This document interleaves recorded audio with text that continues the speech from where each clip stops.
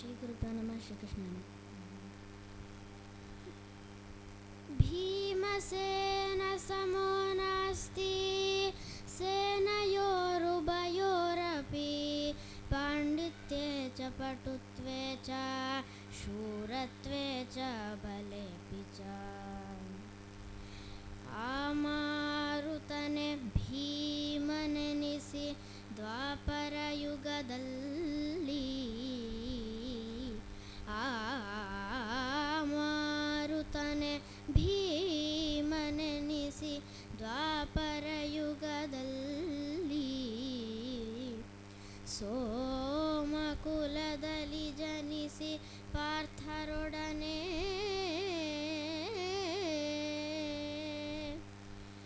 ಭೀಮ ವಿಕ್ರಮ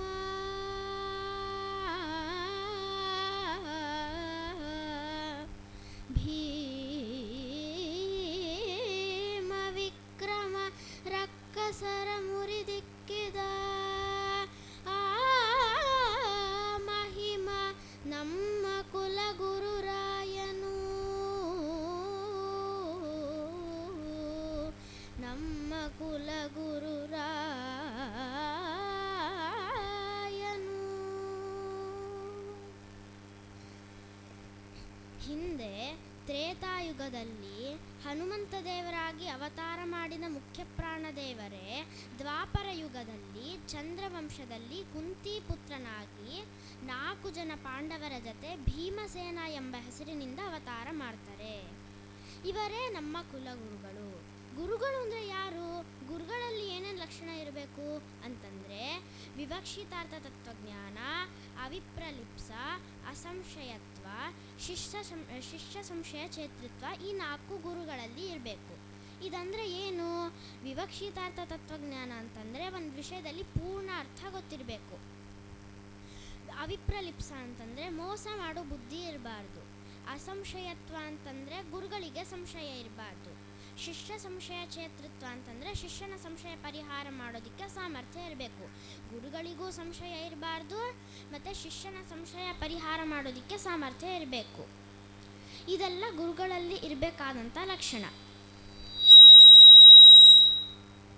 ವಿವಕ್ಷಿತಾರ್ಥ ತತ್ವಜ್ಞಾನ ಅನ್ನೋದು ಭೀಮಸೇನ ದೇವರಲ್ಲಿ ಇದೆ. ಅದರಿಂದ ಅವರು ಸರ್ವಜ್ಞರು. ಇವರು ಹೆಂಗೆ ಸರ್ವಜ್ಞರಾದರು?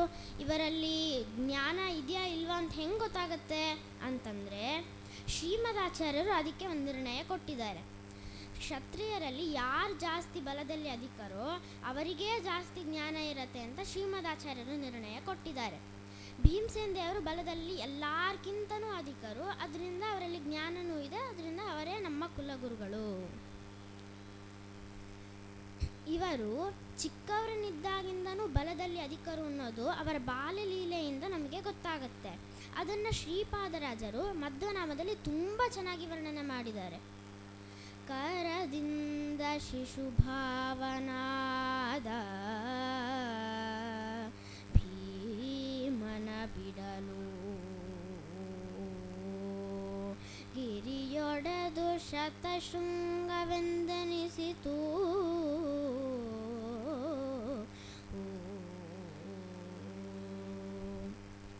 ಕುಂತಿದೇವಿ ಒಂದ್ಸತಿ ಹಿಮಾಲಯ ಪರ್ವತದಲ್ಲಿ ವಾಸ ಮಾಡ್ತಾ ಇರ್ತಾರೆ.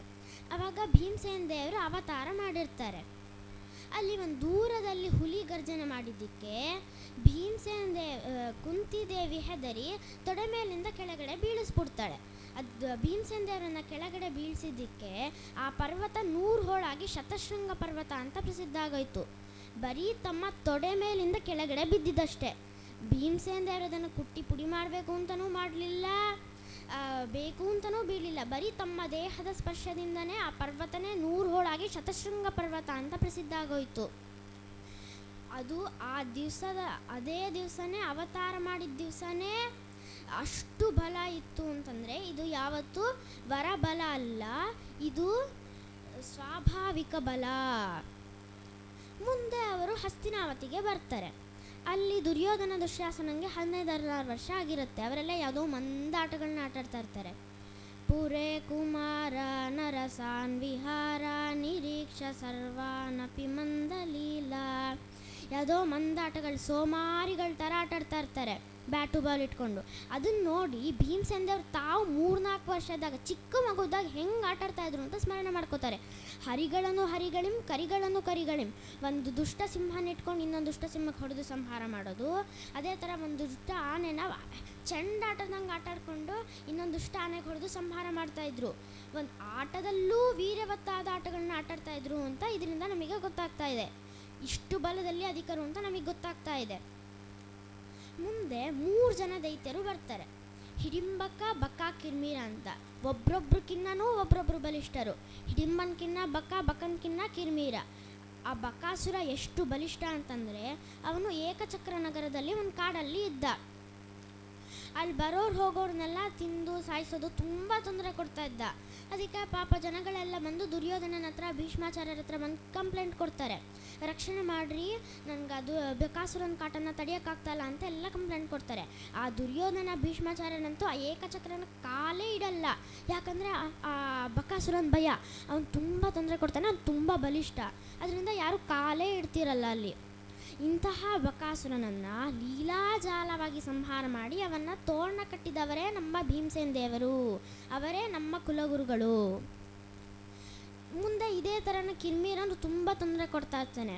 ಆವಾಗ ದುರ್ಯೋಧನ ನಾ ಹೋಗಿ ಅವನ್ನ ಅಡಗಿಸ್ತೀನಿ ಅಂತ ಕರ್ಣನ ಕರ್ಕೊಂಡು ಹೋಗ್ತಾನೆ. ಅಲ್ಲಿ ಮಧ್ಯದಾರಿನಲ್ಲಿ ಕಾಡಲ್ಲಿ ಕಿರ್ಮೀರ ಕಿರ್ಚಿದ್ದಕ್ಕೆ ಆ ಕರ್ಣ ದುರ್ಯೋಧನನ ಬಿಟ್ಟು ಓಡ್ ಹೊಟ್ಟೋದ.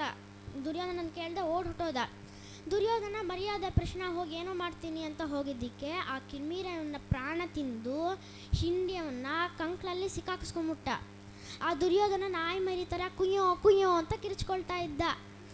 ಆಮೇಲೆ ಅವನೇ ಕಲಿರೂಪದಿಂದ ಕಿರ್ಮೀರನ ಒಳಗಡೆ ಪ್ರವೇಶ ಮಾಡಿ ನಾವೆಲ್ಲ ಒಂದೇ ಗ್ರೂಪ್ನವರಪ್ಪ ಅಂತ ಹೇಳಿ ಸಮಾಧಾನ ಮಾಡಿಸಿ ಬಂದವನು.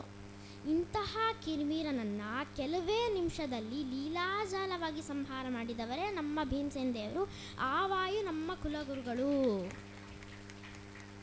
ಮುಂದೆ ಜರಾಸಂಧ, ಕೀಚಕ ಅಂತ ಇವ್ರಿಗಿಂತನೂ ಬಲಿಷ್ಠರು. ಅದು ಅವರೆಲ್ಲ ಅವಧ್ಯತ್ವವರನ್ನು ಕೇಳಿ ಬಲವನ್ನು ಪಡ್ಕೊಂಡಿರೋದು. ಇವರಿಬ್ಬರನ್ನ ಒಬ್ಬೊಬ್ಬರನ್ನೂ ಒಂದೊಂದು ಥರ ಸಂಹಾರ ಮಾಡ್ತಾರೆ.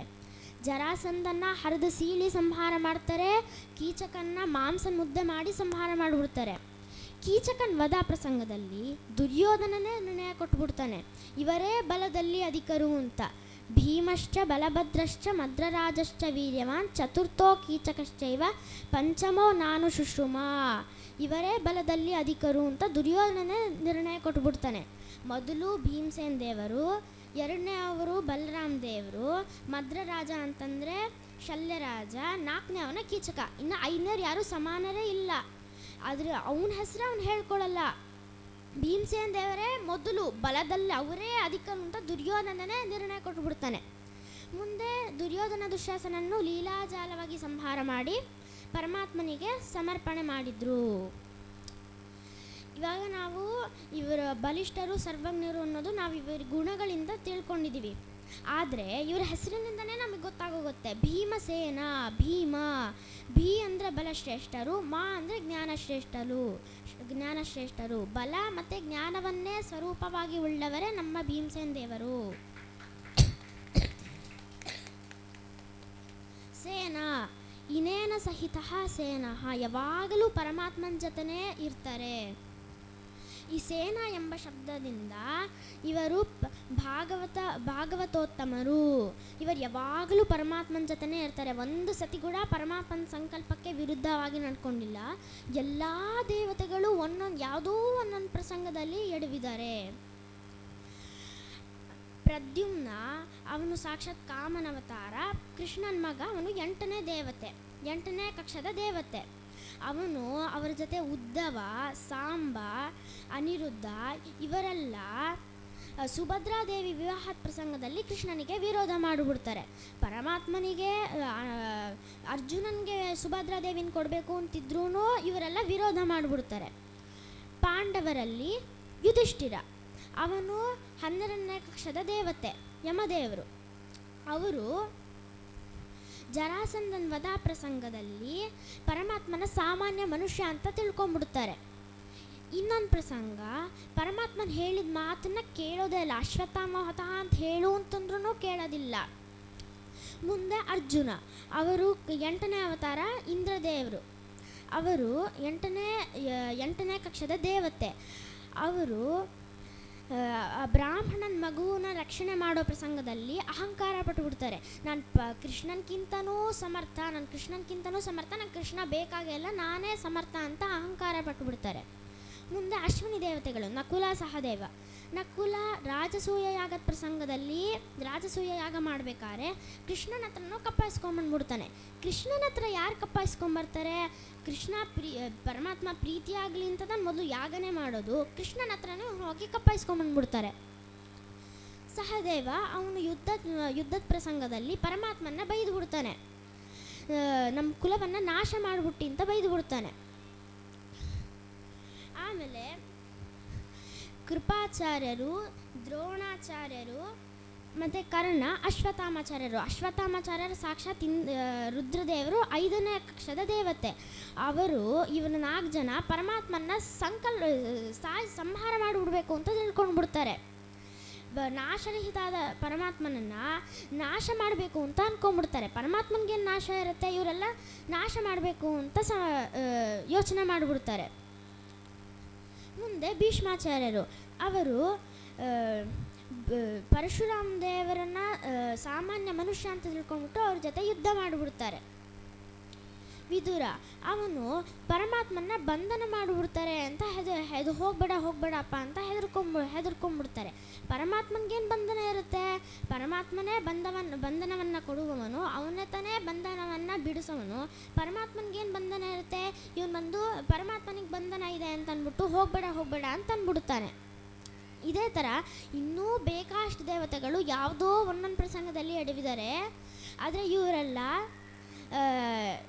ಇವರೆಲ್ಲ ಚಿನ್ನ ಭಕ್ತರು, ಇವರೆಲ್ಲ ಚಿನ್ನ ಧರ್ಮರಾಗಿದ್ದಾರೆ. ಇವರೆಲ್ಲ ಪರಮಭಕ್ತರಾದ್ರೂ ಇವರೆಲ್ಲ ಚಿನ್ನ ಧರ್ಮರಾಗಿದ್ದಾರೆ. ಆದರೆ ಆ ಚಿನ್ನ ಭಕ್ತರು ಇರೋರು ಜಗತ್ತಲ್ಲೇ ಒಬ್ಬರೇ. ಅವ್ರು ಯಾರಪ್ಪ ಅಂದರೆ ನಮ್ಮ ಕುಲಗುರುಗಳು, ಅವರೇ ನಮ್ಮ ಭೀಮಸೇನ ದೇವರು. ಯಾವಾಗಲೂ ಪರಮಾತ್ಮನ ಜೊತೆನೇ ಇರ್ತಾರೆ. ಶುದ್ಧೇ ಭಾಗವತೆ ಧರ್ಮೇ ನಿರತೋಯತ್ ವೃಕೋದರಃ. ಶುದ್ಧ ವೈಷ್ಣವ ಧರ್ಮದಲ್ಲಿ ರತರಾದವರೇ ನಮ್ಮ ಭೀಮಸೇನ ದೇವರು.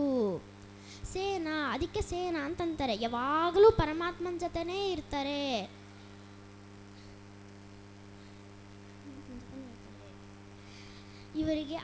ಇವರಿಗೆ ವಿಪರೀತ ಜ್ಞಾನ ಇಲ್ಲ, ಸಂಶಯ ಇಲ್ಲ, ಯಾವುದೇ ಥರದಲ್ಲೂ ಸಂಶಯ ಇಲ್ಲ, ಪೂರ್ಣ ಜ್ಞಾನ ಇದೆ. ಇವರ ಅನುಗ್ರಹದಿಂದ ಎಲ್ಲ ಸಜ್ಜನರಿಗೂ ಎಲ್ಲ ಸಂಶಯ ಪರಿಹಾರ ಮಾಡೋದಕ್ಕೆ ಸಾಮರ್ಥ್ಯ ಇದೆ.